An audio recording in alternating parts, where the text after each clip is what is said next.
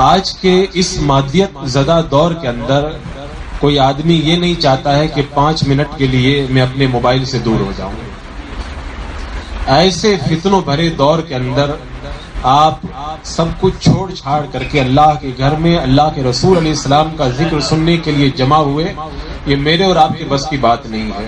محبوب کی محفل کو محبوب سجاتے ہیں، محبوب کی محفل کو محبوب سجاتے ہیں، آتے ہیں وہی جنہیں سرکار بلاتے ہیں. تو ہم لوگ یہاں پہ خود نہیں آئے، یہ آقا کریم علیہ السلام کی نظر کرم ہے کہ ہم لوگ یہاں پہ جمع ہو گئے ہیں. اور صحیح بات ہے کہ آج دنیا کی جو رنگینیاں ہیں، جو چمک دمک ہے، اس کو چھوڑ کر کے بظاہر ہمیں کچھ نظر نہیں آتا ایک چھوٹی سی جگہ میں جمع ہو کر کے ہم ذکر کریں، حالانکہ دراصل نور کی تو یہاں برسات ہو رہی ہے. ہمارے پاس وہ آنکھیں نہیں ہیں جن کے پاس میں ہے، وہ لوگ دیکھتے ہیں اس چیز کو. تو ایسے موقع پہ جمع ہو جانا یہ صحیح معنوں میں دل کے اندر عشق رسول صلی اللہ علیہ وسلم ہونے کی بہت بڑی دلیل ہے. یہ اصل میں ہر آدمی کہتا ہے کہ مجھے اللہ کے رسول علیہ السلام سے پیار ہے، لیکن پیار دکھایا تو نہیں جاتا، دیکھنے والی چیز نہیں ہے. پیار کی کچھ نشانیاں ہوا کرتی ہیں، ان نشانیوں کو دیکھ کے پتہ لگاتے ہیں کہ اس کے دل میں اللہ کے رسول علیہ السلام سے پیار ہے. تو یہ جو محفل ہے یہ بھی اسی پیار کی ایک پہچان ہے، کیونکہ روایتوں سے یہ پتہ چلتا ہے جو جس کو چاہتا ہے اس کا بار بار ذکر بھی کرتا ہے. تو یہ ذکر رسول علیہ السلام کی محفل ہے. ویسے میں آج سوچ رہا تھا کہ اس نورانی محفل میں کیا عنوان بنا کے کیا تقریر کروں. میرے سامنے آج کے معاشرے کی بگڑی ہوئی حالت ہے. میں سوچ رہا تھا کہ کچھ اصلاح معاشرہ پہ بولوں. بد مذہبوں کی بدتمیزیاں ہیں، دل چاہ رہا تھا کہ ان کی گستاخیوں کا کچھ خلاصہ کروں اور بتاؤں کہ وہ لوگ کس طرح قوم کو گمراہ کر رہے ہیں. لیکن آخر میں نے یہ سوچا کہ یہ ماہ ربیع النور اب عنقریب گزرنے والا ہے، تو کیوں نہ اللہ کے رسول علیہ السلام کی زندگی کا ایک ورق اٹھا کر کے آپ کے سامنے میں رکھ دوں.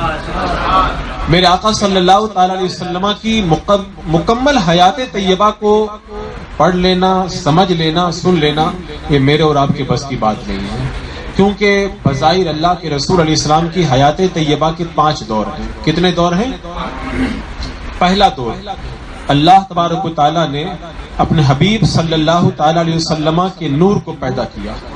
اس وقت سے لے کر کے مکۃ المکرمہ میں حضرت عبداللہ کے گھر حضرت آمنہ کے مقدس شکم سے پیدا ہونے کے وقت تک کا زمانہ، یہ میرے آقا علیہ الصلوۃ والسلام کی سیرت طیبہ کا ایک دور ہے. دوسرا دور میرے آقا صلی اللہ علیہ وسلم کے پیدا ہونے سے لے کر اعلان نبوت تک، اور پھر تیسرا دور اعلان نبوت سے لے کر مکہ ہجرت کرنے تک. پھر چوتھا دور مکہ سے مدینہ جانے کے بعد سے لے کر بظاہر پردہ فرما کر وصال فرمانے تک، اور 5واں دور وصال سے لے کے صبح قیامت. یہ 5 دور ہیں میرے آقا صلی اللہ علیہ وسلم کی حیات طیبہ کے. کیا کسی ایک دور کے بارے میں 1 گھنٹے میں بیان کر سکتا ہوں؟ پہلا دور جو میں نے آپ کے سامنے رکھا، کہ آپ کو معلوم ہے وہ دور کتنا بڑا ہے؟ اس کا پتہ نہ تو مجھے معلوم ہے نہ کسی اور کو معلوم ہے. ہاں البتہ اتنا معلوم ہے، ایک بار میرے آقا صلی اللہ تعالی علیہ وسلم نے حضرت جبریل امین سے پوچھا تھا کہ جبریل تمہاری عمر کتنی ہے؟ تو حضرت جبریل نے کہا تھا یا رسول اللہ مجھے اپنی عمر کے بارے میں تو معلوم نہیں، البتہ چوتھے حجاب عظمت کے اندر ایک ستارہ 70,000 سال کے بعد میں ایک مرتبہ چمکا کرتا تھا. میں نے اس ستارے کو 72,000 مرتبہ چمکتے ہوئے دیکھا. میرے آقا صلی اللہ تعالی علیہ وسلم نے فرمایا وہ ستارہ میں ہی ہوں. تو بتاؤ 70,000 سال میں ایک مرتبہ چمکتا تھا، 72,000 مرتبہ چمکتے ہوئے دیکھا. کیلکولیٹر فیل ہو جائے گا اگر آپ اس کو جوڑنا چاہیں گے تو اس کا. تو بتاؤ یہ اربوں اربوں کھربوں سال کا ایک زمانہ ہے. میرے آقا صلی اللہ تعالی علیہ وسلم کی حیات طیبہ کا زمانہ تو میں سمجھانے کے لیے بولوں زمانہ نہیں ہے، کیونکہ زمانہ کس سے بنتا ہے؟ سورج نکلا تو دن ہو گیا، اور چاند نکلا تو رات ہو گئی. رات اور دن کے آنے جانے سے ہفتہ اور مہینہ بن گیا اور سال بن گئے. اس وقت نہ چاند تھا، نہ سورج، نہ ہفتہ، نہ مہینہ، نہ سال تھے. تو کہاں سے زمانہ تھا؟ وہاں پہ کوئی زمانہ نہیں تھا. خدا تھا اور خدا کا پیارا محبوب تھا.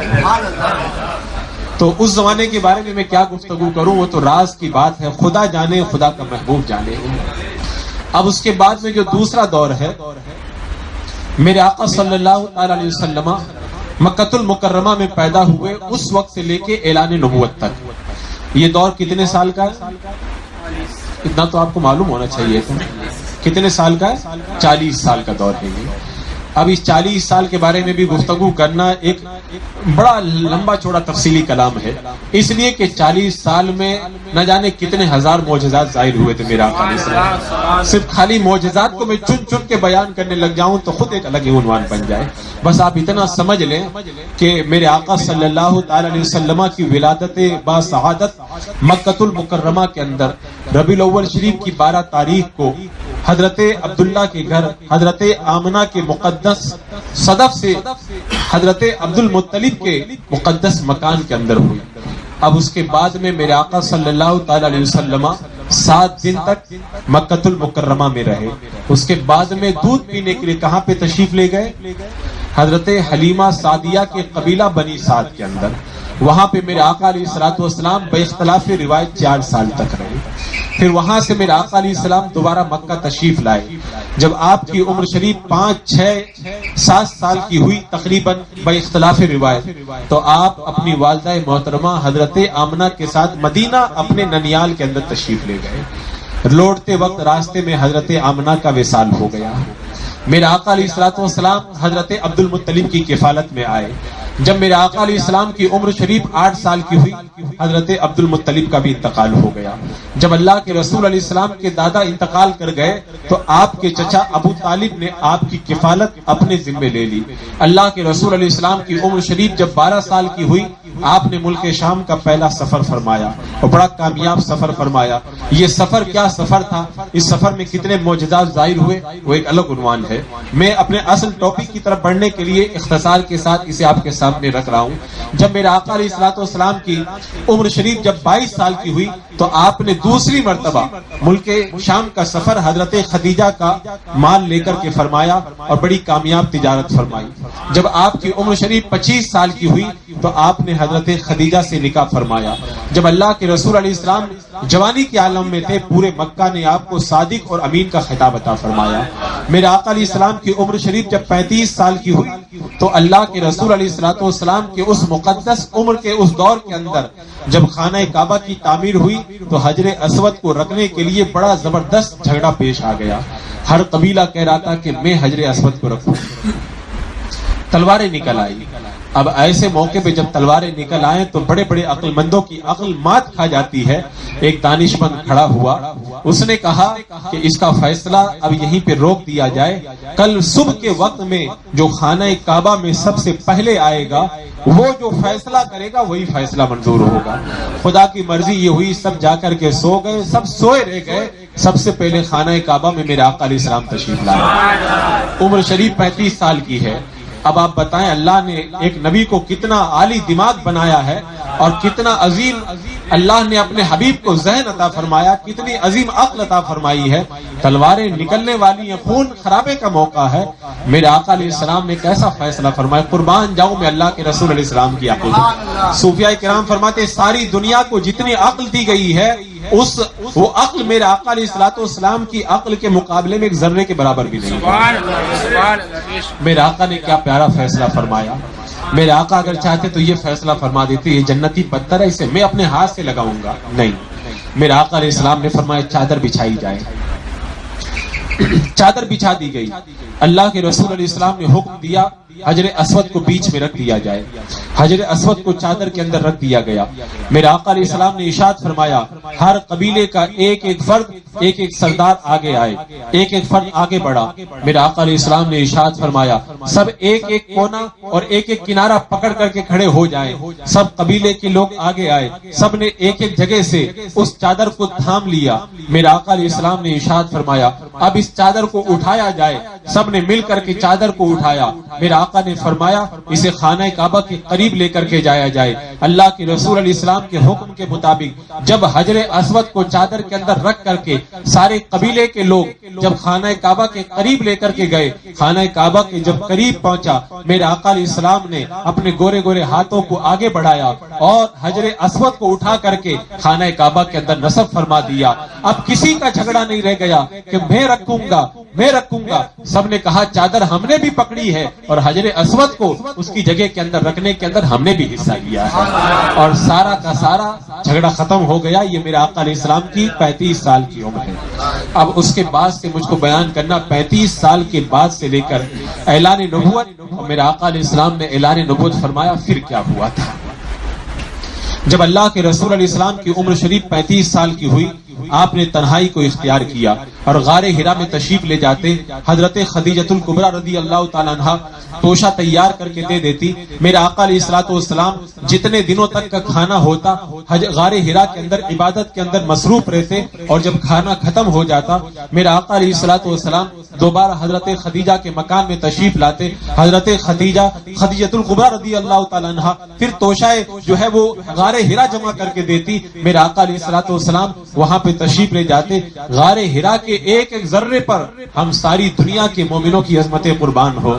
اس غار میں میرے آقا نے عبادت فرمائی. کتنا نور ہوگا وہاں پر. میں نے حضرت شیخ عبدالعزیز دباغ علیہ رحمہ کی کتاب الابریز شریف میں پڑھا تھا کہ آج بھی جو اولیاء کرام کی جو میٹنگ ہوتی ہے وہ غار حرا ہی میں ہوتی ہے. اور حضرت شیخ عبدالعزیز دباغ غوث وقت رحمۃ اللہ تعالی علیہ فرماتے ہیں اس میٹنگ کے اندر زمانے کا غوث بھی موجود رہتا ہے, اور دنیا کے اندر جو ہونا ہے سارے فیصلے وہیں پہ کیے جاتے ہیں. اور آگے لکھتے ہیں کہ خود کبھی کبھی اللہ کے رسول علیہ السلام بھی اس محفل میں تشریف لاتے ہیں. فرماتے ہیں کبھی کبھی آپ کے ساتھ میں حضرت عائشہ اور حضرت فاطمہ بھی ہوا کرتی ہے. اور کیا کیا ہوتا ہے وہ اگر میں بیان کرنے لگ جاؤں گا وہ ایک الگ ٹاپک بن جائے گا. پھر وہ آپ الابریز شریف کو پڑھ کر کے دیکھیں غار حرا میں کتنی نورانیت ہے. جب عاشق وہاں پہ جاتا اس کا دل چاہتا ہے کہ وہاں کے ذروں پہ جان قربان کر دوں میں. اللہ اکبر. میرا آقا علیہ السلام اس غار میں عبادت کرتے تھے. میرا آقا علیہ السلام تو اگر کسی ایک تاریخ مکان میں تشریف لے آئے اور پھر ایک لمحے کے لیے آ کے چلے جائے تو ساری زندگی وہاں سے خوشبو نہیں جاتی ہے. جہاں پہ میرے آقا نے اتنے سال تک عبادت کی اس غار میں کتنی نورانیت ہوگی, کتنی نورانیت ہوگی, انسان کی عقل اس کا فیصلہ نہیں کر سکتی.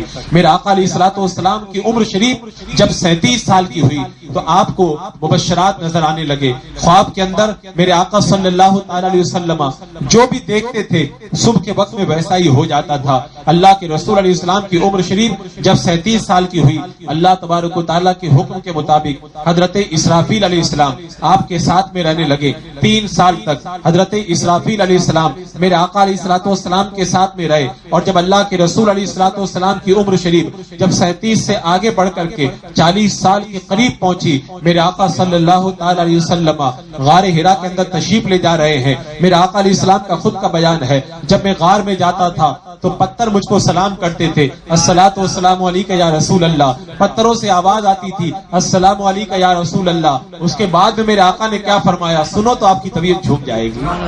میرے آقا فرماتے جو پتھر مجھ کو سلام کرتے تھے ان پتھروں کو میں آج بھی پہچانتا ہوں.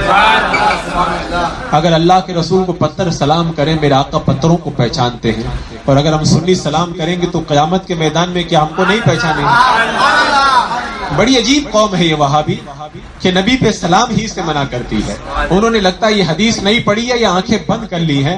میرے آقا نے فرمایا جب میں غار حرا میں جاتا تھا تو جو پتھر مجھ کو سلام کرتے تھے ان پتھروں کو میں پہچانتا ہوں. ہم بھی ہر محفل میں میرے آقا پہ سلام پڑھتے ہیں تاکہ قبر میں جب آقا تشریف لائے اور فرشتے پوچھیں کہ ان کے بارے میں تم کیا کہتے ہو ما کنت تقول فی شان ھذا الرجل تو میرے آقا خود ہی پہچان لیں اور ارشاد فرمائے یہ تو وہی ہے جو مصطفیٰ جان رحمت کہہ کے مجھ پہ سلام پڑھا کرتا تھا. اور میدان محشر کے اندر جب فرشتے بدعملی کی بنیاد پر اگر ہمیں گرفتار عذاب کر کے جہنم کی طرف لے جانے لگے تو میرے آقا خود فرمائے میں تو سلام کرنے والے پتھروں کو بھی پہچانتا ہوں, یہ تو میرا امتی ہے, میری بارگاہ میں سلام پیش کیا.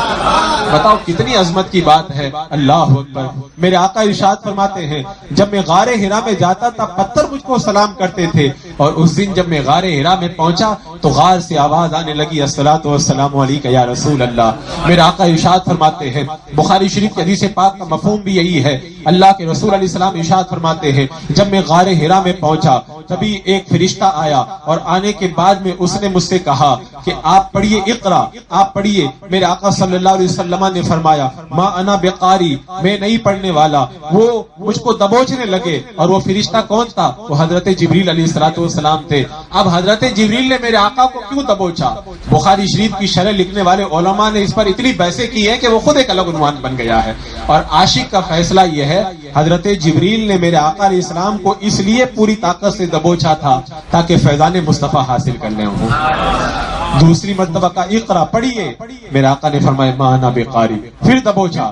تیسری مرتبہ پھر کہا اقرا، میرے آقا نے فرمایا ما انا بقاری۔ حضرت جبریل نے کہا اقرا بسم ربک الذی خلق، اپنے اس رب کے نام سے پڑھیے جس نے پیدا کیا ہے۔ اب میرے آقا علیہ السلام پڑھ رہے ہیں اقرا بسم ربک الذی خلق خلق الانسان من علق اقرا وربک الاکرم الذی علم بالقلم علم الانسان ما لم يعلم۔ غار حرا کی وادی پہلی وحی سے جگمگا اٹھی اور غار حرا میں پہلی وحی نازل ہوئی۔ اللہ اکبر! آج بھی جب غار حرا میں جاتے ہیں تو غار میں لکھا ہوا نظر آتا ہے اقرا بسم ربک الذی خلق۔ اللہ اکبر! اب وحی کی ہیبت کو میرے آقا نے برداشت کیا، ورنہ یہ جانتے ہو وحی کیا ہے؟ لو انزلنا هذا القرآن على جبل لرأيته خاشعا متصدعا من خشیۃ اللہ۔ میرا رب فرماتا ہے اگر اس قرآن کو ہم پہاڑ پہ اتارتے تو پہاڑ بھی ٹکڑے ٹکڑے ریزہ ریزہ ہو جاتا، لیکن میرے آقا کے سینے نے وحی کی طاقت کو بھی برداشت کیا۔ اب میرے آقا علیہ السلام غار سے اتر کر کے حضرت خدیجہ کے پاس جانے لگے۔ بخاری شریف کی حدیث پاک میں ہے آپ کے بازو کا گوشت کانپ رہا تھا، جیسے جب بکرا ذبح کر دیتے ہیں بعد میں گوشت کیسے کانپا کرتا ہے، وہی کی ہیبت، وہی کا جلال اور کرام الہی کی عظمت کی وجہ سے میرے آقا علیہ السلام کا گوشت مبارک کانپنے لگا۔ آپ مکان میں گئے اور کہا خدیجہ مجھ کو چادر اڑا دو۔ اب اس کے بعد میں میرے آقا علیہ السلام نے پورا واقعہ بیان کیا۔ حضرت خدیجہ نے اپنے چچا زاد حضرت ورقہ بن نوفل کے پاس میں میرے آقا علیہ السلام کو لے کر کے چلی۔ یہ آسمانی کتابوں کے عالم تھے، جا کر کے پوری بات کو بیان کیا۔ حضرت ورقہ بن نوفل نے کہا آپ جیسا بیان کر رہے ہیں یہ وہی ناموز ہے جو حضرت موسیٰ علیہ السلام پہ نازل ہوا کرتا تھا، اور میں جان رہا ہوں اور میری نگاہیں دیکھ رہی ہے ایک زمانہ وہ آئے گا کہ مکہ کے لوگ آپ کو مکہ سے نکال دیں گے، اگر میں اس وقت موجود رہتا تو آپ کی مدد کرتا۔ میرے آقا نے فرمایا کیا لوگ مجھے مکہ سے نکال دیں گے؟ حضرت ورقہ بن نوفل نے کہا جو بھی خدا کا پیغام لے کر کے آتا ہے قوم اس کے ساتھ ایسا ہی سلوک کرتی ہے۔ اللہ اکبر! اب میرے آقا علیہ السلام وحی کی لذت کو یاد کرنے لگے۔ اب کتنے دن تک وحی نازل نہیں ہوئی علماء کا اختلاف ہے، با اختلاف روایت 3 سال گزر گئے۔ میرے آقا بار بار تمنا کرتے تھے پھر وہی نازل ہو، وہی کی لذتیں یاد آتی تھی۔ حضرت جبریل آتے تھے اور آ کر کے تسلی دیتے تھے، اور نبیوں کے پاس میں حضرت جبریل امین کسی کے پاس 1 بار گئے، کسی کے پاس میں 5 مرتبہ گئے، کسی کے پاس میں 10-20 مرتبہ گئے، لیکن آپ کو معلوم ہے حضرت جبریل میرے آقا کی بارگاہ میں کتنی بار آئے؟ حضرت شیخ عبدالحق محدث دہلوی مدارج النبوہ میں ارشاد فرماتے ہیں کہ اللہ کے رسول علیہ السلام کی بارگاہ میں حضرت جبریل امین 24,000 مرتبہ آئے۔ کیوں آئے؟ ہر ایک کا اپنا اپنا نظریہ، لیکن برادر اعلیٰ حضرت علامہ حسن رضا خان رحمۃ اللہ تعالی علیہ فرماتے کیوں آئے؟ سنو، بے لقائے یار ان کو چین آ جاتا اگر بار بار آتے نہ یوں جبریل سدرا چھوڑ کر۔ حضرت جبریل جو بار بار آتے تھے میرے آقا سے صرف ملاقات کی غرض سے آتے تھے۔ اب حضرت جبریل آ کر کے تسلی دیتے تھے اور آ کے بتاتے تھے یا رسول اللہ آپ صبر رکھیں، اللہ تبارک و تعالیٰ پھر وہی نازل فرمائے گا۔ یہاں تک کہ اللہ کے رسول علیہ السلام کی عمر شریف جب 43 سال کی ہو گئی، اس درمیان میں میرے آقا صلی اللہ تعالی علیہ وسلم کو عام طور پر اعلان نبوت کا حکم نہیں ہوا تھا، خفیہ طور پر میرے آقا علیہ السلام دین کی دعوت کو پیش کرتے تھے۔ مردوں کے اندر سب سے پہلے حضرت ابوبکر صدیق ایمان لائے، عورتوں میں سب سے پہلے حضرت خدیجۃ الکبریٰ ایمان لائی، اور بچوں میں سب سے پہلے حضرت علی ایمان لائے، غلاموں میں سب سے پہلے حضرت زید بن حارثہ ایمان لائے۔ اب ایمان کی روشنی پھیل رہی ہے، ادھر میرے آقا علیہ السلام خفیہ دعوت دے رہے ہیں۔ حضرت ارقم کا چھوٹا سا مکان دارالتبلیغ بنا ہوا ہے، وہیں سے اسلام کی روشنی پھیلائی جا رہی ہے، اور حضرت صدیق اکبر رضی اللہ تعالیٰ عنہ اسلام کی دعوت دے رہے ہیں۔ وہ 10 جنتی صحابہ، وہ 10 جن کو جنت کا مزدہ ملا، ان 10 جنتی صحابہ میں سے 6 لوگوں کو حضرت ابوبکر صدیق نے ایمان کی دعوت دی، اور حضرت صدیق اکبر کی دعوت پہ ایمان لے کر کے آئے۔ اب ایمان کی دعوت پھیلنے لگی، لیکن ابھی عام طور پر اعلان نبوت کا کھلا اعلان کرنے کا حکم نہیں ہوا۔ میرے آقا علیہ الصلوۃ والسلام کی عمر شریف 43 سال کی ہو گئی. اللہ کے رسول علیہ السلام غار حرا سے نکل کر کے باہر تشریف لا رہے ہیں. آپ نے نظر اٹھا کر کے دیکھا تو آسمان سے لے کے زمین تک اور پورے مغرب و مشرق تک ایک کرسی لگی ہوئی ہے, اس پر ایک فرشتہ بیٹھا ہوا ہے. میرے آقا صلی اللہ علیہ وسلم پر پھر وہی کی حیبت طاری ہوئی. آپ جلدی جلدی حضرت خدیجہ کے پاس گئے اور کہا زملونی زملونی, اے خدیجہ مجھ کو چادر اڑا دو, چادر اڑا دو. حضرت خدیجہ نے جب چادر اڑائی, حضرت جبریل امین آ گئے اور کہا یا ایھا المدثر قم فانذر وربک فکبر وثیابک فطہر والرجز فہجر ولا تمنن تستکثر ولربک فاصبر. اللہ نے حکم نازل فرما دیا, اے جھرمٹ مار کے لیٹنے والے میرے پیارے محبوب اب اڑ جائیے اور لوگوں کو اللہ کے عذاب سے ڈرائیے. اب یہ وحی کی لذت میرے آقا علیہ السلام پہ نازل ہوئی. حضرت جبریل آئے اور کہہ دیا کہ وانذر عشیرتک الاقربین, اپنے قریبی رشتہ داروں کو ایمان کی دعوت دے دیجئے. میرے آقا علیہ الصلوۃ والسلام اب اعلان نبوت کے لیے کھلم کھلا دعوت دینے کے لیے کھڑے ہوئے. آپ دیکھیں کتنا مشکل موقع ہوگا وہ. آج اگر ایک کافر کو ہم ایمان کی دعوت دیتے ہیں تو اس کے لیے بڑا حوصلہ جٹانا پڑتا ہے, لیکن مکہ کے ماحول میں جبکہ سب لوگ کفر کی وادی کے اندر ڈوبے ہوئے تھے, میرے آقا ایمان کی روشنی لے کر کے اپنے مکان مبارک میں کھڑے ہوئے, اپنے سارے رشتہ داروں کی دعوت کی. با اختلاف روایت 43 رشتہ دار آپ کے مکان مبارک میں جمع ہو گئے. میرے آقا نے سب کی دعوت دی, سب کو کھانا کھلایا, کھانے سے فارغ ہو گئے. میرے آقا علیہ السلام پہلا خطاب کرنے کے لیے کھڑے ہوئے. میرے ماں باپ کی عظمت قربان ہو میرے آقا کے اس خطاب پر. جب اللہ کے رسول علیہ السلام پہلی مرتبہ اپنے رشتہ داروں کے سامنے آج اسلام کی دعوت دینے کے لیے کھڑے ہوئے تھے, میرے آقا نے کہا اے لوگوں اللہ ایک ہے, اے میرے رشتہ داروں ایک خدا پر ایمان لاؤ, میں اللہ کا نبی ہوں اور یہ تمہارے جھوٹے معبود بالکل عبادت کے لائق نہیں ہے, مرنے کے بعد میں خدا کی بارگاہ میں حاضری ہونی ہے. میرے آقا علیہ الصلوۃ والسلام بڑے پیارے انداز کے اندر, دلکش انداز کے اندر ان کو ایمان کی دعوت دے رہے ہیں, لیکن 43 میں سے ایک بھی بندہ ایمان کی طرف مائل نہ ہوا. لیکن نبی کا حوصلہ ہے, نبی کبھی ہمت نہیں ہارتا, اللہ نبی کو وہ دل عطا فرماتا ہے. اب اس کے بعد میں پھر جبریل امین آتے ہیں اور کہتے ہیں ایک بار اور اپنے رشتہ داروں کو دعوت دیجیے. میرے آقا علیہ السلام نے ایک مرتبہ پھر اپنے رشتہ داروں کی دعوت دی, سارے رشتہ دار جمع ہو گئے. میرے آقا علیہ السلام نے کھانے کے بعد میں کھڑے ہو کر کے اعلان حق فرمایا, ایک خدا پر ایمان لاؤ, میں تمہیں ایک خدا پر ایمان لانے کی دعوت دیتا ہوں. وہ بجلی کا کڑکا تھا یا صوت ہادی جس نے عرب کی زمین ساری ہلا دی, ایک آواز میں سوتی بستی جگا دی. میرے آقا علیہ الصلوۃ والسلام کی اس اعلان حق پر بھی کوئی ایمان لانے کے لیے تیار نہ ہوا. میرے آقا علیہ الصلوۃ والسلام کی بارگاہ میں اب اللہ نے حکم نازل فرمایا فاصدع بما تؤمر وعارض عن المشرکین. آیت کریمہ کا مفہوم یہ ہے, اے میرے محبوب اب کھلم کھلا ایمان کی دعوت دے دیجئے. جب اللہ تبارک و تعالیٰ کا حکم آیا, میرے آقا علیہ السلام صفا پہاڑی پہ کھڑے ہو گئے. سارے مکہ والوں کو آپ نے جمع کیا اور پہاڑی پہ کھڑے ہونے کے بعد میرے آقا نے ارشاد فرمایا, اے مکہ والوں پہلے یہ بتاؤ, اگر میں تم سے یہ کہوں کہ پہاڑی کے پیچھے سے دشمن کا لشکر تم پر حملہ کرنے کے لیے آ رہا ہے, کیا میری بات مانو گے؟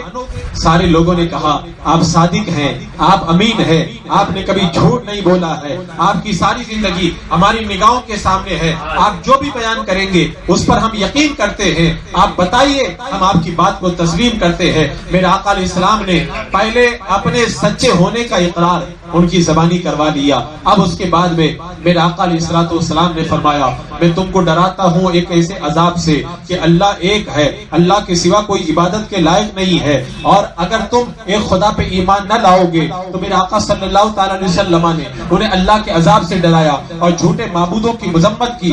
جب میرے آقا صلی اللہ تعالیٰ علیہ وسلم اپنے میٹھے بولوں کے اندر انہیں حق کی دعوت دے رہے تھے تو سب تو خاموش رہے, لیکن میرے آقا کا چچا ابو لہب بدبخت کھڑا ہوا اور اس نے اپنی بد زبانی کا اظہار کرتے ہوئے کہا الہذا جماعتنا, کیا اسی لیے آپ نے ہم کو جمع کیا ہے؟ اس کے بعد میں اس نے ایک ایسا جملہ کہا تھا, میری زبان میں طاقت نہیں کہ میں اتنا جملہ میرے آقا کے بارے میں ادا کر سکوں. جب اس نے یہ بدتمیزی کی, اللہ تبارک و تعالیٰ بڑا غیور ہے, میرے رب نے میرے سرکار نے ارشاد فرمایا سب سے بڑا غیرت مند اللہ ہے, اس کے بعد میں سب سے بڑا غیرت مند میں ہوں. اللہ تبارک و تعالیٰ نے جب اپنے حبیب کی شان میں اس گستاخی کو سنا, اللہ نے قرآن کی سورہ اتار دی تبت یدا ابی لہب وتب ما اغنى عنه ماله وما كسب سيصلى نارا ذات لهب وامرأته حمالة الحطب في جيدها حبل من مسد.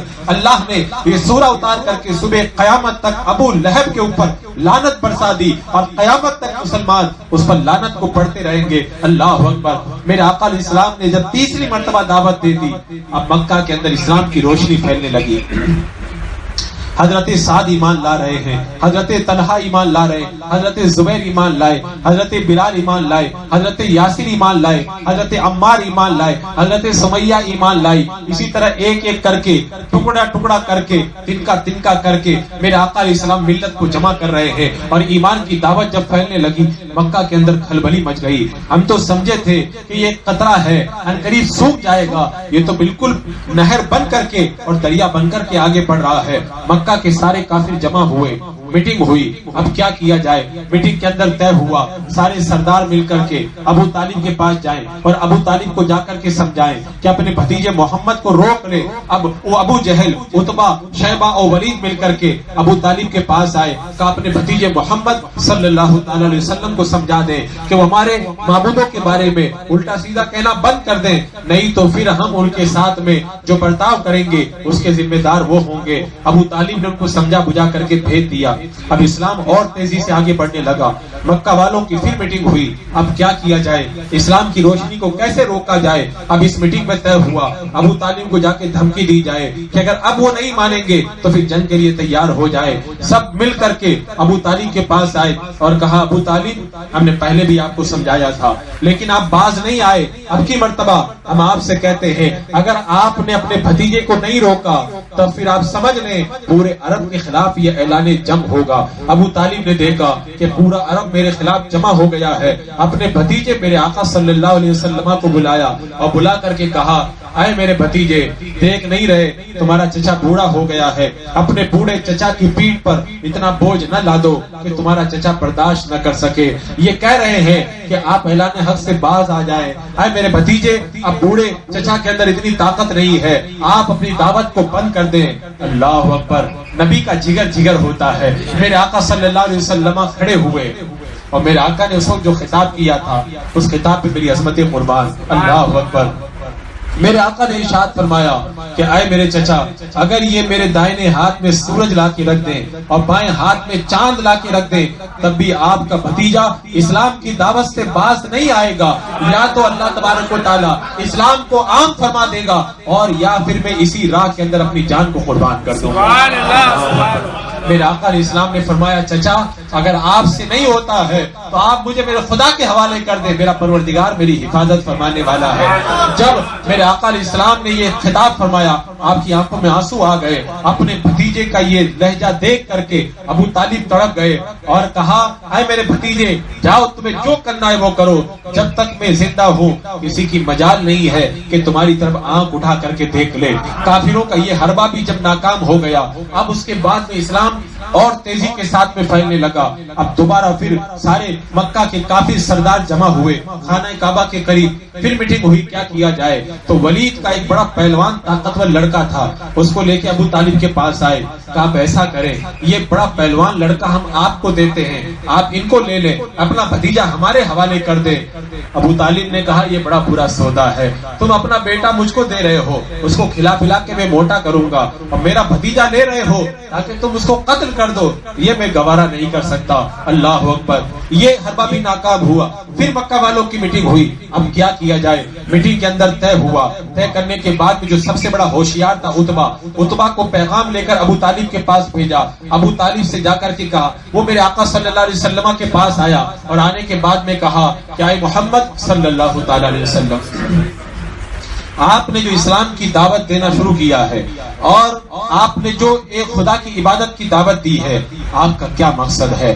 آج ہماری میٹنگ ہوئی ہے، ہم نے یہ طے کیا ہے اگر آپ نے یہ دعوت اسلام اس لیے دی ہے تاکہ آپ مکہ کے سب سے بڑے مالدار بننا چاہتے ہیں تو ہم یہ وعدہ کرتے ہیں پورے عرب سے چندہ کریں گے اور آپ کو سارے عرب کا سب سے بڑا مالدار بنا دیں گے، آپ دعوت دینا بند کر دیں۔ اگر آپ نے یہ کام سرداری کے لالچ میں کیا ہے، ہم پورے عرب میں گھوم کر کے آپ کو سردار تسلیم کروا دیں گے۔ اللہ اکبر۔ اس کے بعد وہ کہنے لگا اگر آپ نے اسلام کی دعوت کسی کے حسن و جمال کی وجہ سے کی ہے، ہم پورے عرب کے اندر جو سب سے خوبصورت عورت ہے اس کے ساتھ میں آپ کا نکاح کر دیں گے۔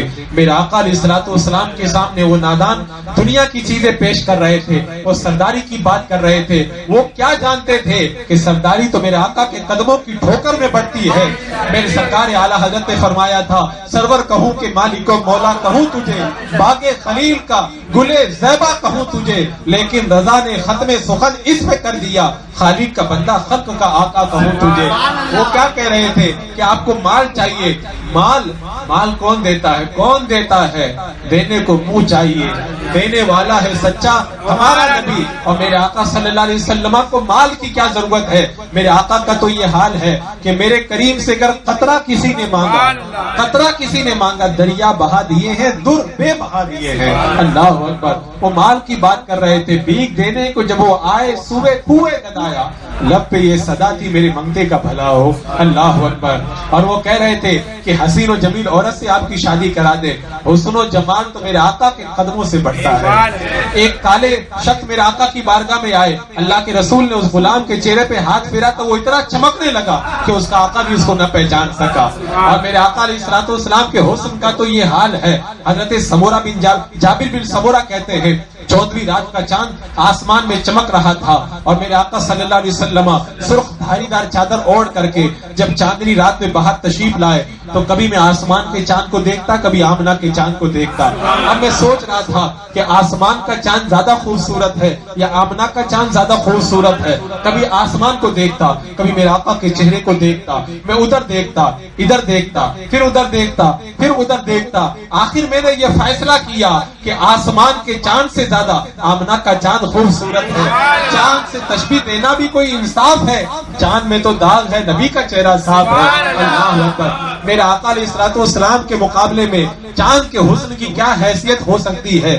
خورشید تھا کس زور پر، کیا بڑھ کے چمکا تھا قمر، بے پردہ جب وہ رخ ہوا یہ بھی نہیں وہ بھی نہیں۔ اللہ کے رسول علیہ السلام کے حسن کا تو یہ حال ہے۔ میرے امام نے کہا تھا کہ بلبل نے گل ان کو کہا، قمری نے سروے جا فضا، حیرت نے جھنجلا کے کہا یہ بھی نہیں وہ بھی نہیں۔ اور تارے کا حسن میرے آقا فرماتے ہیں کہ صبح طیبہ میں ہوئی بڑھتا ہے باڑا نور کا، صدقہ لینے نور کا آیا ہے تارا نور کا۔ تو سب نور والے تارے چاند اور سورج تو میرے آقا سے بھیک مانگ رہے ہیں اور وہ حسن و جمال میرے آقا کے قدموں میں پیش کر رہا ہے۔ اللہ اکبر۔ میرے آقا نے کیا جواب دیا اس کو سنیے اور تڑپ جائیے۔ سبحان اللہ۔ جو لوگ کہتے ہیں کہ اسلام تلوار کے زور سے پھیلا وہ اس روایت کو پڑھ لیں۔ میرے آقا نے تلوار اٹھا کر کے اس کا قتل نہیں کیا۔ میرے آقا نے کیا فرمایا؟ عتبہ تیری بات پوری ہو گئی؟ کہاں پوری ہو گئی؟ کہا میری بات بھی سن لے۔ میرے آقا نے فرمایا بسم اللہ الرحمن الرحیم، حامیم تنزیل من الرحمن الرحیم، کتاب فصلت آیات قرآن عربیہ۔ میرے آقا سورہ حامیم سجدہ کی تلاوت کرنے لگے۔ عتبہ پہلے یوں بیٹھا ہوا تھا، جب قرآن کی آیتیں سنی تو قریب آ کر کے یوں بیٹھ گیا اور منہ کھول کر کے دیکھنے لگا۔ جب قرآن کا اثر اس پر ہونے لگا وہ آگے بڑھا، میرے آقا کے منہ پہ اپنا ہاتھ رکھ کے کہنے لگا محمد اب بس کیجئے، اب برداشت کرنے کی طاقت میرے اندر نہیں ہے۔ وہ اٹھ کر کے جب گیا، مکہ کے سارے سردار خانہ کعبہ کے پاس بیٹھے ہیں، میٹنگ جمی ہے، کوئی خوشخبری لاتا ہوگا آج تو، لیکن جب عتبہ کا اترا وہ چہرہ دیکھا وہ سمجھ گئے لگتا ہے گڑبڑ ہے۔ جب عتبہ قریب پہنچا انہوں نے پوچھا کہ کیا ہوا؟ کہا سن لو، وہ جو کر رہے ہیں ان کو کرنے دو، ان پر دنیا کی کوئی طاقت غالب نہیں آ سکتی ہے۔ تو وہ کہنے لگے لگتا ہے تم پر بھی ان کا جادو اثر کر گیا۔ تو عتبہ نے جواب دیا جادو کی بات نہیں، میں نے جادوگروں کو بھی دیکھا ہے، شاعروں کو بھی دیکھا ہے، شاہوں کو بھی دیکھا ہے، لیکن ان کے کلام کی جو میں نے چاشنی دیکھی ہے ایسی چاشنی میں نے آج تک دنیا کے اندر کئی مجھ کو نظر نہیں آئی۔ میرے آقا صلی اللہ علیہ وسلم کے دو بول اس کے دل کے اندر اتر گئے۔ اب یہ پلاننگ بھی ان کی فیل ہو گئی۔ اب اس کے بعد میں انہوں نے آگے ایک نیا حربہ استعمال کیا کہ کسی طرح یہ ماننے کے لیے تیار نہیں۔ اب اس کے بعد میں مکہ کے کافر اب دوسری ہٹ دربی پہ اتر آئے اور آ کر کے میرے آقا کی بارگاہ میں آئے اور آ کر کے کہنے لگے اچھا ایک کام آپ کریں، اگر آپ اسلام کی دعوت کو نہیں روک رہے ہیں تو پھر آپ ایسا کریں، یا تو ہمارا خدا سچا معاذ اللہ اور یا پھر آپ کا خدا سچا، پھر آپ ایسا کریں 1 سال ہمارے خدا کی عبادت کریں اور ہم 1 سال آپ کے خدا کی عبادت کریں گے۔ اگر ہمارا خدا سچا ہوگا تو معاذ اللہ آپ کو فائدہ ہوگا، اور اگر آپ کا خدا سچا ہوگا تو ہم کو فائدہ ہوگا۔ جب انہوں نے اتنی بڑی بات کر دی، میرا رب قرآن مقدس نازل فرماتا ہے، قل یا ایھا الکافرون لا اعبد ما تعبدون ولا انتم عابدون ما اعبد ولا انا عابد ما عبدتم ولا انتم عابدون ما اعبد لکم دینکم ولی دین۔ اے محبوب ان سے کہہ دو تمہارے جھوٹے معبودوں کی نہ میں عبادت کرنے والا ہوں اور نہ تم میرے خدا کی عبادت کرنے والے ہو، لکم دینکم ولی دین، تمہارا دین تمہارے پاس ہے، میرا دین مجھے مبارک ہو۔ میرے آقا صلی اللہ تعالی علیہ وسلم کی بارگاہ میں اب بھی ناکام ہو گئے۔ جانتے ہیں لوگ پہلے کیا کرتے ہیں، پہلے دھمکی دیتے ہیں، دھمکی سے کام نہ بنا، پھر چاپلوسی کرنے لگے، اس سے بھی کام نہ چلا، لالچ دینے لگے، اس سے بھی کام نہ چلنے لگا، اب ہٹ درمی پہ اتر آئے، اب بھی کام نہ چلنے لگا، اب پوری ضد پہ اتر آئے۔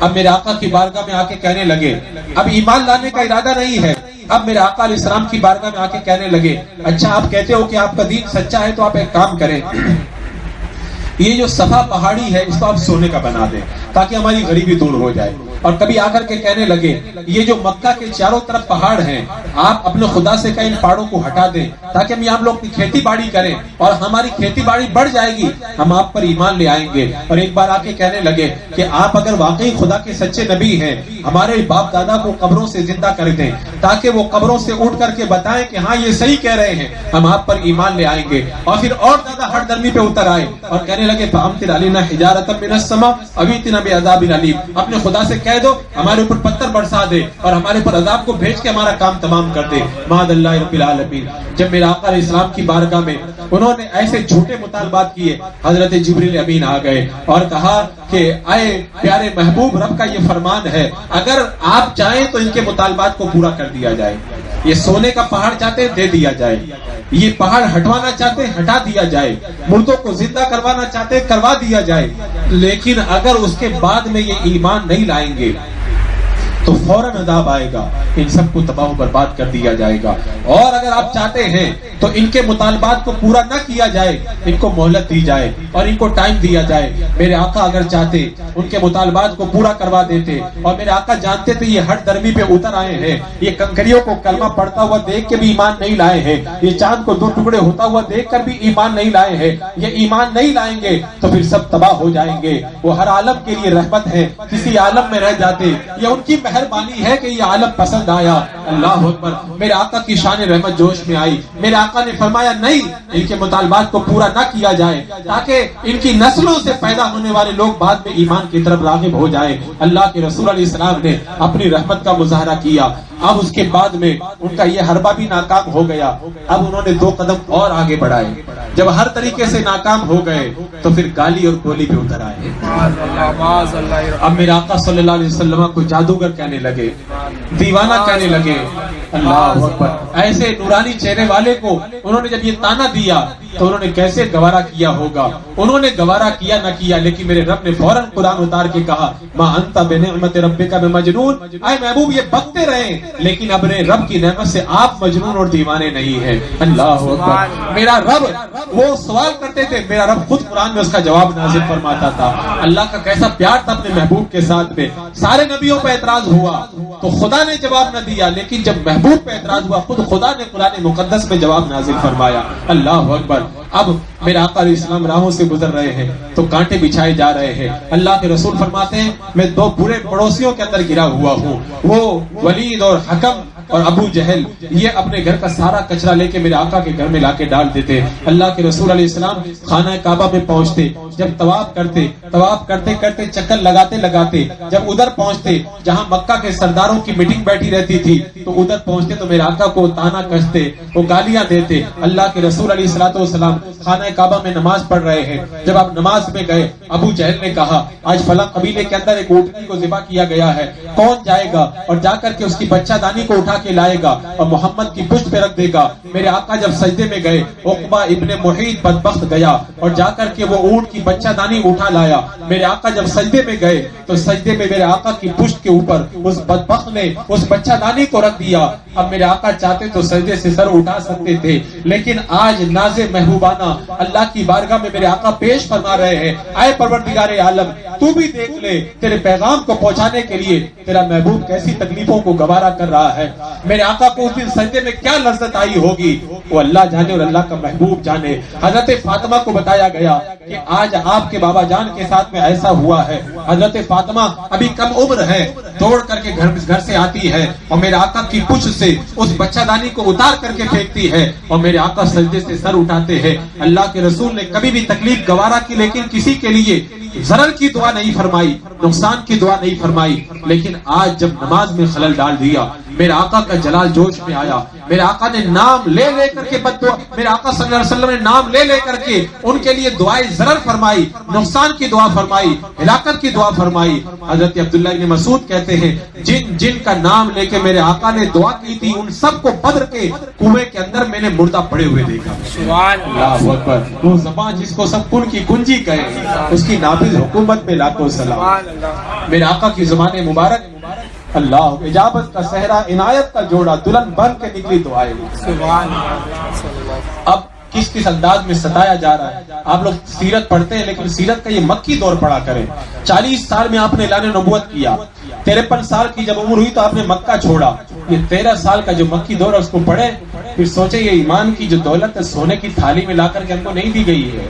میرے آقا علیہ السلام کے خون کے قطرات اور پسینہ اس کے اندر شامل ہے۔ اس کے اندر اور صحابہ کرام نے کیسے کیسی تکلیفیں گوارا کی ہے۔ انہوں نے دیکھا کہ یہ اسلام نہیں رک رہا ہے تو انہوں نے کہا ایک ہی راستہ ہے کہ اب ان کے دیوانوں کو ستایا جائے۔ اب پھر وہ ظلم پر اتر آئے۔ پھر ظلم کا انداز یہ ہوا، حضرت بلال کو دھوپ میں لٹایا جا رہا ہے، حضرت عمار کو کوئلوں پہ لٹایا جا رہا ہے، حضرت یاسر کو ستایا جا رہا ہے، حضرت سمیہ کی شرمگاہ پہ نیزہ مار کے شہید کیا جا رہا ہے۔ اسلام کی راہ میں پہلا خون حضرت سمیہ کا گرا تھا۔ حضرت سمیہ پر ہم سب کی عظمت قربان ہو۔ اللہ اکبر۔ میرے آقا علیہ السلام کے دیوانوں کو ستایا جانے لگا۔ اللہ کے رسول نے فرمایا اب تم لوگ مکہ چھوڑ کے حبشہ چلے جاؤ، وہاں کا بادشاہ رحم دل ہے، وہ تمہارے اوپر رحم کرے گا۔ اور پھر 11 مرد اور 4 عورتیں حبشہ کی طرف ہجرت کرتے ہیں اور رفتہ رفتہ 83 لوگ حبشہ کے اندر پہنچ گئے۔ وہاں پہ امن و سکون کے ساتھ میں رہنے لگے۔ مکہ کے کافروں کو پتا چلا کہ 83 مسلمان مکہ میں پہنچ کر کے آرام سے رہ رہے ہیں، وہ فوراً بہت سارا تحفہ جمع کرتے ہیں اور حبشہ کے دربار میں پہنچتے ہیں، بادشاہ کو تحفہ دیتے ہیں اور جانے کے بعد کہتے ہیں ہمارے یہاں کے معاذ اللہ کچھ بھگوڑے ہیں، وہ آپ کے دربار میں آ گئے ہیں، اپنے ملک سے ہم کو نکال دیجئے۔ کہا میں ایسے نہیں نکال سکتا، پہلے ان کی بات کو سنوں گا۔ ان کو جب دربار میں بلایا گیا، حضرت جعفر سے جب بات کی، حضرت جعفر سے جب پوچھا گیا ان کے دین کے بارے میں، آپ نے اس وقت جو تقریر کی تھی اللہ اکبر، کہا ہم لوگ جہالت میں مبتلا تھے، ایک اللہ نے اپنا نبی بھیجا، اس نے ہم کو ہدایت کی راہ دکھائی۔ اور اس کے بعد میں حضرت جعفر نے قرآن مقدس کی آیت تلاوت کی، کہا ہا یا عین صاد ذکر رحمت ربک عبدہ زکریا اذ نادى ربہ نداء خفیا۔ سورہ مریم پڑھ رہے ہیں، پڑھتے پڑھتے آپ نے پڑھا واذکر فی الکتاب مریم اذ انتبذت من آلیہ مکانا شرقیا فاتخذت من دونہم حجابا فارسلنا الیہ روحنا فتمثل لها بشرا سویا۔ جب حضرت مریم کا تذکرہ بادشاہ نجاشی نے جب پڑھا سنا حضرت جعفر کی زبانی، وہ چونکہ عیسائی تھا، اس نے کہا کہ جو روشنی حضرت عیسیٰ علیہ السلام لے کر کے آئے تھے اس کلام کے اندر جو اجالا تھا وہی اجالا آپ کے کلام میں بھی پایا جاتا۔ کہا میں ان کو تو تمہارے حوالے نہیں کروں گا، اور کہا میرے ملک میں تم امن و سکون کے ساتھ میں رہو، تمہارا کوئی کچھ نہیں بگاڑ سکتا ہے۔ جب مکہ کے اندر مسلمان کمزور تھے تو اس وقت اللہ نے پھر عظمت عطا فرمائی۔ حضرت امیر حمزہ ایمان لے کر کے آئے، مکہ کے بڑے شیر دل تھے، پورا مکہ ان کے نام سے کانپتا تھا۔ اب مسلمانوں کو طاقت ملی، میرے آقا نے جمعرات کے دن دعا فرمائی، اے اللہ مکہ میں 2 عمر ہیں، ایک عمر ابن خطاب اور دوسرا ابو جہل، اے اللہ ان دونوں میں سے ایک اسلام کے دامن میں عطا فرما دے، تجھے جو پیارا ہو وہ اسلام کو عطا فرما دے۔ اللہ تبارک و تعالیٰ کے محبوب نے جب دعا فرمائی اور دوسرے دن جمعہ کے دن حضرت عمر میرے آقا کے قدموں میں حاضر ہو کر کے ایمان لے آئے۔ اللہ اکبر۔ میرے آقا نے دعا فرمائی تھی 2 میں سے 1 عطا فرما دے، اگر میرے آقا دو کے لیے دعا فرماتے دونوں عطا فرما دیتا رہا، ایک کے لیے دعا فرمائی ایک ملا، دوسرا مر گیا مگر ایمان نہیں لے کر کے آیا، اور کیا کہا اللہ جو تجھے پیارا ہو وہ عطا فرما دے، اس کا مطلب حضرت عمر خدا کو بڑے پیارے ہیں۔ اللہ اکبر۔ اور میرے آقا نے ادھر دعا کی اور ادھر حضرت عمر دامن ایمان کے اندر داخل ہو رہے ہیں۔ اب تک تو مسلمان چھپ چھپ کے عبادت کرتے تھے، لیکن جب حضرت امیر حمزہ اور حضرت عمر دونوں ایمان لے آئے اب مسلمانوں کا سینہ چوڑا ہو گیا۔ اب حضرت عمر نے کہا یا رسول اللہ اب چھپ کر کے عبادت نہیں کریں گے، اب عبادت ہم بھی کھلم کھلا خانہ کعبہ میں جا کر کے کریں گے۔ وہ اسلام کی طاقت کا پہلا دن تھا جس دن حضرت عمر ایمان لائے تھے۔ مسلمان تقریباً با اختلاف روایت 40 ہو چکے تھے، اور پھر حال یہ ہوا 20 کی صفیں بنائی گئی، ایک صف کے اندر حضرت امیر حمزہ کھڑے ہو گئے، دوسرے میں حضرت عمر کھڑے ہو گئے۔ کہاں جا رہے ہیں؟ آج پہلی مرتبہ کھلم کھلا خانہ کعبہ میں نماز پڑھنے جا رہے ہیں۔ کافروں نے دیکھا تو لرز گئے، یہ مسلمان جن کو ہم مارتے تھے آج تو ان کے آگے آگے دو شیر چل رہے ہیں۔ اور حضرت عمر زبان حال سے کہہ رہے تھے کہ کس کو اپنی بیوی کو بیوہ کرنا ہو وہ میدان میں آ جائے، کسے اپنی ماں کو جو ہے وہ بغیر بیٹے کا کرنا ہو وہ آئے میدان میں آ جائے۔ اللہ اکبر۔ پھر حضرت عمر نے پہنچ کر کے اسلام کی عظمتوں کو وہاں پہ تابع کیا۔ یہ سیرت کا ایک بڑا لمبا چوڑا باب ہے۔ کافروں نے دیکھا کہ اسلام کی طاقت نہیں رک رہی ہے۔ میرے آقا صلی اللہ تعالی علیہ وسلم کی عمر شریف با اختلاف روایت 47 سال کی ہو گئی۔ مکہ کے کافر جمع ہوئے، کہا ان کو روکنے کا ایک ہی راستہ سوشل بائیکاٹ کر دیا جائے۔ آج بھی جب کوئی ملک ترقی کرتا ہے تو عیسائی ممالک کیا کرتے ہیں؟ اس کی اقتصادی ناکہ بندی کر دی جائے، اس کا تجارتی کاروبار ختم کر دیا جائے، اس ملک کی جو ہے وہ ساری کاروباری معاملات کو ختم کر دیا جائے۔ ان لوگوں نے بھی وہی کیا، ایک چمڑے کے دستاویز پہ دستاویز لکھا گیا، آج کے بعد میں مسلمانوں سے کوئی لین دین نہیں کرے گا، کوئی شادی بیاہ نہیں کرے گا، کوئی ان سے ربط ضبط نہیں رکھے گا، سب لکھ کر کے خانہ کعبہ کے اندر رکھ دیا گیا۔ میرا آقا علیہ السلام اپنے دیوانوں کے ساتھ اور اپنے خاندان والوں کے ساتھ میں شعب ابی طالب کے اندر بند ہو گئے۔ ایک دن نہیں، 2 دن نہیں، 3 سال تک میرے آقا اندر بند رہے۔ لوگ کہتے ہیں کہ ہم نے دین کے لیے بڑا کام کیا، میرے آقا نے دین کے لیے جو 1 منٹ کی قربانی دی ہے، ساری دنیا کے ساری مومنوں کی ساری زندگی مل کر بھی میرے آقا کے اس 1 منٹ کے برابر کام نہیں کر سکتے۔ کل قیامت کے دن آقا اگر پوچھ لیں گے کہ میں نے دین کے لیے اتنی قربانی دی تھی تم نے کیا کیا تھا، تو کیا اللہ کے رسول کی بارگاہ میں ہمارا جواب ہوگا؟ میرے آقا نے فرمایا تھا نماز میں میری آنکھوں کی ٹھنڈک تھی، تم نے تو میری آنکھوں کو ٹھنڈک بھی نہیں پہنچایا، میری سنتوں پہ بھی تم نے تو عمل نہیں کیا، میں نے جو کہا تھا میری پیروی کرو تم نے تو میری پیروی کا بھی حق ادا نہیں کیا۔ قیامت کے میدان میں آقا پوچھے کہ تم لوگ کیا جواب دیں گے؟ 3 سال تک میرے آقا اس وادی میں بند رہے، اور کیسا زمانہ تھا وہ، اس کا ایک نقشہ میں آپ کے سامنے رکھوں۔ حضرت سعد بیان کرتے ہیں کہ کھانے کے لیے کچھ نہیں ہوتا تھا، یہاں تک ایک دن بھوک سے میں تڑپنے لگا، ایک چمڑا مجھ کو مل گیا غار میں، تو اس چمڑے کو میں نے پانی میں بھگو کر کے اسے اپنے حلق کے نیچے اتار لیا۔ میرے آقا فرماتے دین کے لیے جتنا مجھ کو ستایا گیا اتنا کسی کو نہیں ستایا گیا، اور مجھ پر اور بلال پر 3 دن تک ایسے گزر گئے کہ بغل میں جو تھوڑا سا کھانا تھا اس کے علاوہ کھانے کے لیے کچھ نہیں تھا ہمارے پاس۔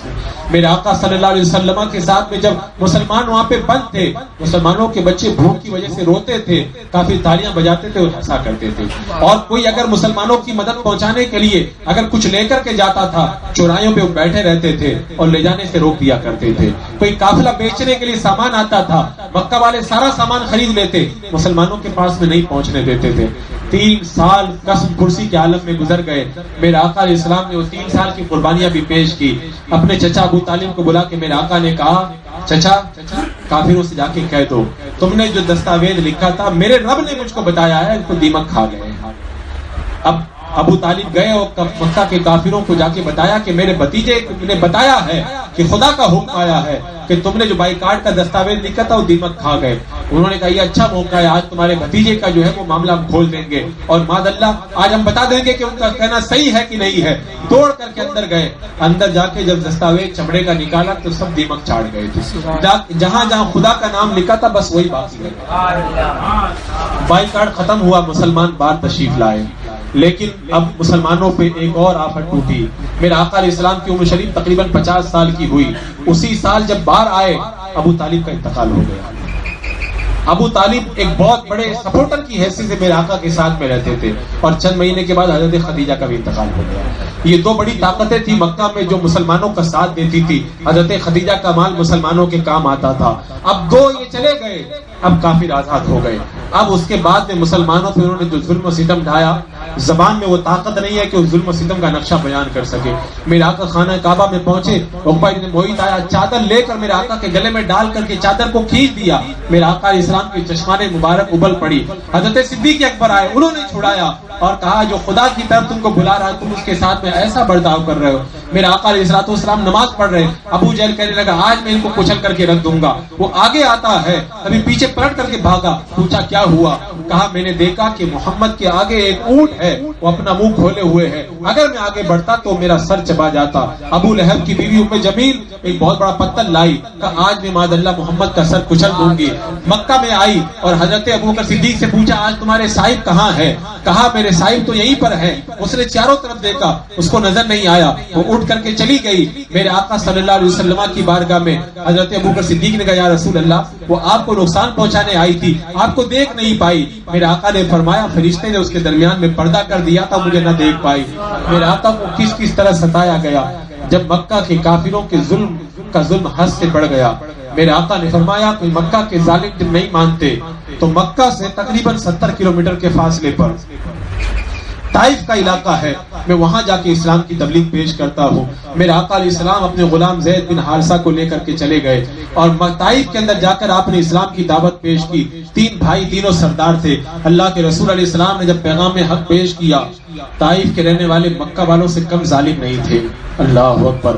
انہوں نے اپنے لونڈوں کو میرے آقا کے پیچھے لگا دیا. میرے آقا جہاں جہاں اسلام کی دعوت پیش کرتے وہ لونڈے میرے آقا کے اوپر پتھر برساتے، یہاں تک کہ میرے آقا ایک مرتبہ زخموں سے چور ہو کے گرنے لگے. ظالم آگے بڑے بازوؤں سے پکڑ کر کے کھڑا کیا، میرے آقا پہ پتھر برسانے لگے، یہاں تک کہ اللہ کے رسول علیہ السلام کے گورے گورے نورانی جسم سے خون ٹپک ٹپک کر کے آپ کے نالین پہ آنے لگا اور آپ کے نالین خون کی وجہ سے چپکنے لگے. اس دن انہوں نے جو ظلم کیا تھا اس ظلم کا حال میرے آقا نے ایک مرتبہ بیان کیا تھا کہ جب جنگ احد میں 70 صحابہ شہید ہو گئے، حضرت عائشہ نے کہا یا رسول اللہ احد سے بڑا مشکل دن کبھی نہیں آیا ہوگا.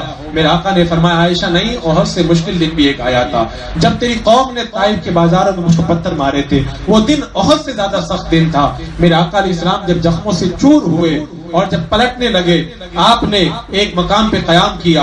اب اللہ تبارک و تعالیٰ نے اپنے محبوب کے غمگین دل کو دیکھا. حضرت جبریل امین آئے اور کہا یا رسول اللہ یہ پہاڑوں کے فرشتے آئے ہیں ساتھ میں.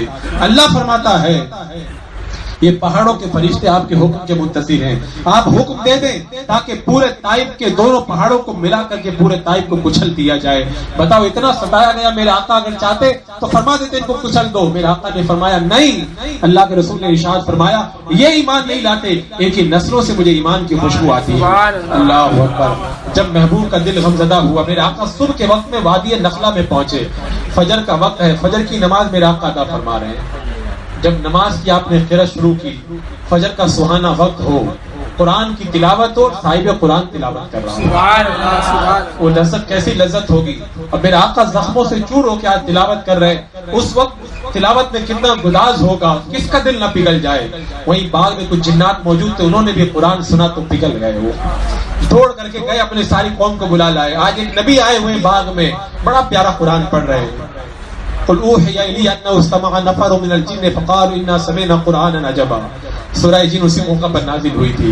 وہ پوری سورہ رب نے نازل کی، وہ آئے اور میرے آقا کے قدموں میں حاضر ہو کر کے پوری قوم ایمان لے آئی.